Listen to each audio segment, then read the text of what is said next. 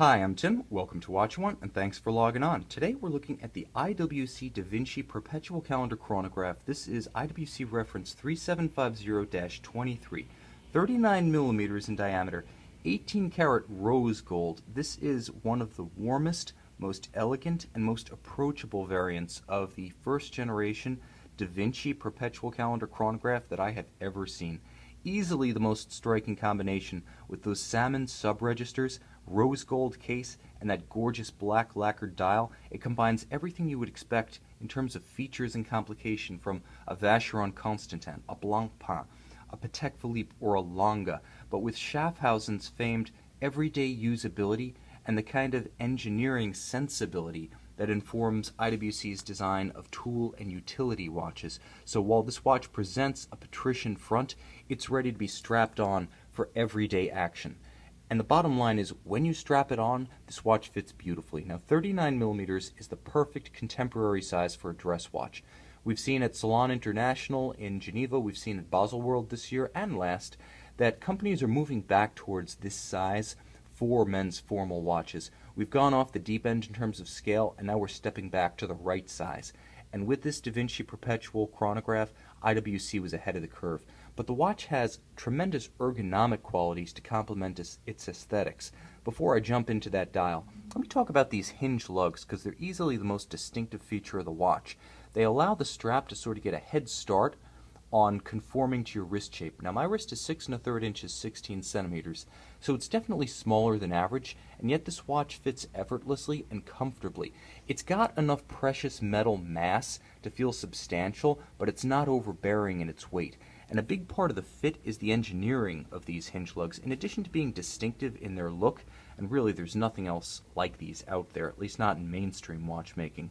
But you have a double hinge, one hinge that joins the case, one hinge that joins the strap, so they actually have double articulation built into them to conform to just about any wrist shape. It's like the door of a Mercedes CL class, that is the S-Class coupe, very well engineered in addition to being visually striking. Now, on that note, visually striking, this watch checks all the boxes. That double-stepped bezel with the high-domed sapphire crystal really sets this one apart. It also allows it to play nicely with a dress cuff, even though it is quite tall at 14 millimeters thick. The fact that it has so many incremental curved facets stepping up from the case flank to the sapphire means a sleeve can ride up and over it without becoming hooked. And because the hinge lugs sit so low, they don't interfere with the sleeve. Believe me, I was wondering the first time I saw one of these and I had to test it. The theory holds up. This is an outstanding dress reference in a functional sense. Now, it uses a traditional pin buckle, which has been thought out. Everything about this watch ranges from Baroque to downright Rococo.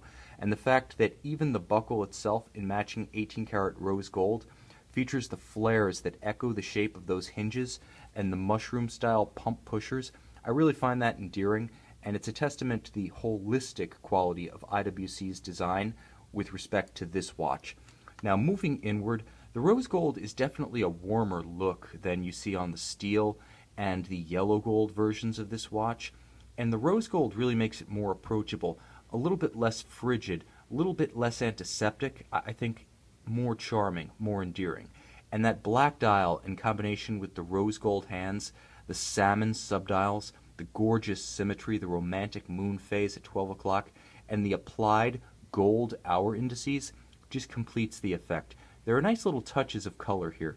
Blued hands, red hands. There's that golden moon phase disc, and of course the gilt printing of the calibrations of the minute track.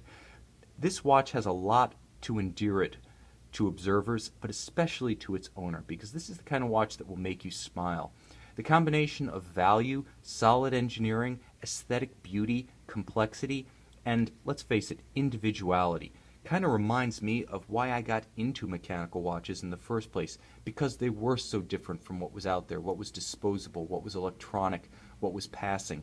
And this particular example of the IWC DaVinci Perpetual Calendar Chronograph is more than mechanically beguiling. It's got real heart to it, and the contrast, the colors, the composition, that's a big part of the appeal.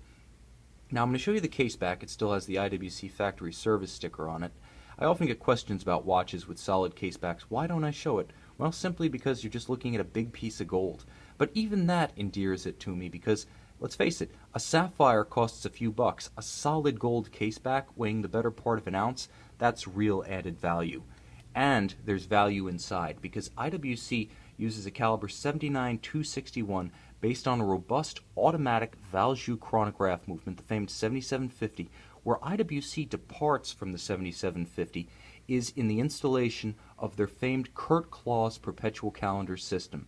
Now, basically from the mid-80s, when the mechanical watch renaissance first started, IWC was off and running, celebrating the revival of traditional watchmaking, and their famed watchmaker Kurt Klaus, who's now semi-retired, designed one of the most user-friendly perpetual calendar systems ever devised specifically for a new generation of IWC complications, and that's what you get here.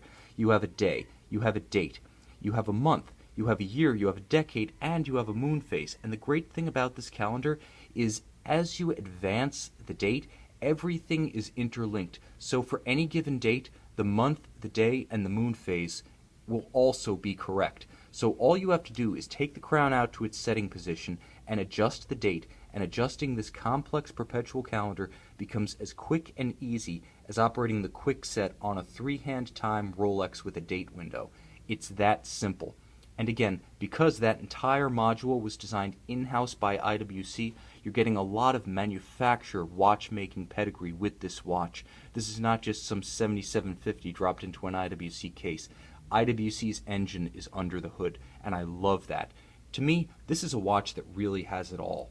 The use of the rose gold and the black dial with applied rose gold elements and the salmon sub-registers takes the basic 3750 perpetual calendar chronograph with its hinge lugs and elevates an already Baroque watch to downright Rococo, and yet there is a warmth to it.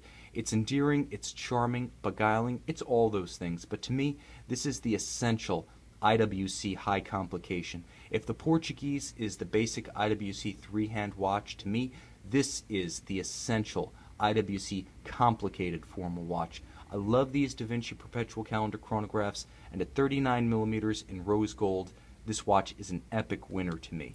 You can see this IWC DaVinci Perpetual Calendar Chronograph reference 3750-23 on our website Watch You Want in high-resolution images if you have any inkling that this watch might be the watch you want. Check out the photos, and I'm confident you will have no doubt.